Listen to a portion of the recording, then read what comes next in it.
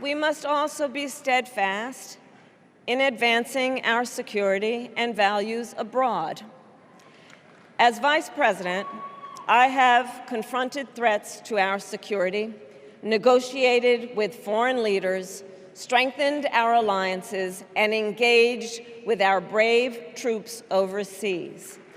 As Commander-in-Chief, I will ensure America always has the strongest, most lethal fighting force in the world. And I will fulfill our sacred obligation to care for our troops and their families, and I will always honor and never disparage their service and their sacrifice.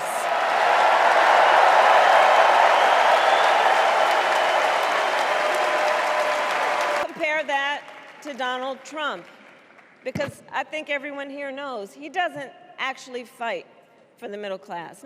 He doesn't actually fight for the middle class. Instead, he fights for himself and his billionaire friends. And he will give them another round of tax breaks that will add up to $5 trillion to the national debt. And all the while, he intends to enact what in effect is a national sales tax, call it a Trump tax, that would raise prices on middle-class families by almost $4,000 a year.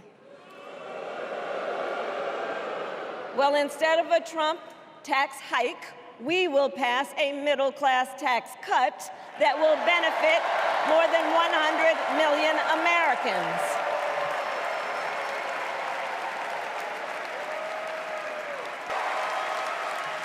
And I'll tell you, this is personal for me. The middle class is where I come from. My mother kept a strict budget. We lived within our means, yet we wanted for little. And she expected us to make the most of the opportunities that were available to us and to be grateful for them. Because, as she taught us, opportunity is not available to everyone. That's why we will create what I call an opportunity economy where everyone has the chance to compete and a chance to succeed.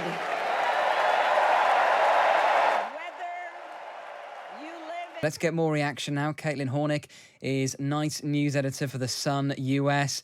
Good morning, Caitlin. Your key takeaways from Kamala Harris's speech? Good morning. Absolutely. So we, this is the highly anticipated moment of the DNC this week. Kamala Harris was introduced by North Carolina Governor Roy Cooper. She entered to Beyonce's song Freedom, but there was no citing of Beyonce herself. Kamala Harris. That was the big letdown of the night, to be honest, wasn't it, Caitlin? We all wanted Queen Bee. Yeah, it absolutely was. There was a lot for as much chatter as there was about Kamala Harris making the biggest speech of her career, there was equally as much discourse about Beyonce, Taylor Swift, and even George W. Bush, actually. So a very, very busy night here stateside. But, Kamala Harris, she took the stage to a massive ovation and began by thanking President Joe Biden. And prior to this speech, there was a lot of chatter from top Democrats about what she needed to do. We haven't heard Kamala Harris speak much to this point in her career, aside from her, campaign speeches and a little bit from her previous presidential campaign in 2020. So the Democratic leadership was kind of urging her to speak more about her character instead of her policies. And that is mostly what we saw from her. Just like the clip you played moments ago, she spoke a lot about her family and her upbringing, and the bits of her policies and stances that she tied into her speech, she related back to her upbringing. She made a big point to say that she's going to fight for the middle class and help build the middle class because she herself grew up as a member of the middle class, and her mom had them stick to a strict budget and all of that. So she had very relatable anecdotes speaking to a majority of Americans. But we really did see, for the first time in a while, and you could argue ever, within the last few years, we saw Kamala Harris's character. And there's been so much commentary about, well, who is she? And I think tonight she really came out and showed the United States who she is and what she stands for. I think that is a really, really crucial point, Caitlin, because, as we've been saying all night, the thing about Kamala Harris, she's in a pretty unique position whereby she's very, very famous. You're not vice president without having one of the highest name recognitions in the entire country. But how well did people know her? Not necessarily that well. So she had the opportunity to define herself, and she wanted to get in there first and define herself positively in the eyes of most voters, because you can bet your bottom dollar Donald Trump and the Republicans are going to try and define her negatively in the coming weeks. Absolutely. I mean, we were watching closely what Donald Trump was doing while Kamala Harris took the stage. He was very, very vocal on Truth Social. At one point, he posted, "Is she talking about me?" in all caps. He really didn't shy away from hitting back immediately, going toe-to-toe with her while she was taking the stage in a very, very crucial moment for her. He has already, spoken out on Fox News and has put his 2 cents in. He's really gunning for a debate with her and hopes that she will accept. So again, we're seeing more of this, the two of them going back and forth, which is to be expected in the grand scheme of this very unexpected moment in the United States.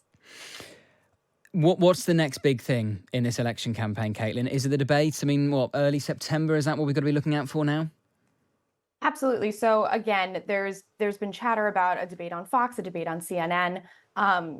Trump has said he's ready. Kamala Harris has also said she's ready. So I think, it's going to come down to these debates. Again, those are really, really key moments for the people of the United States to see Trump and Harris go toe-to-toe on their policies.